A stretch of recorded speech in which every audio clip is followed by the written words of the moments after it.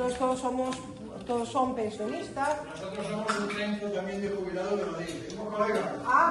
Pues igual. Bien. Pues a ver que estéis por los abiertos, que estéis pasando un buen tiempo y que la disfrutéis. Entonces vamos a hacer un par de canciones para que escuchéis algo de nuestro folclore.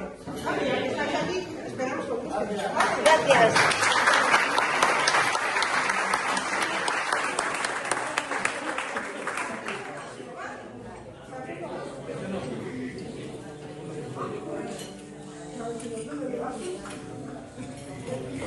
Vamos.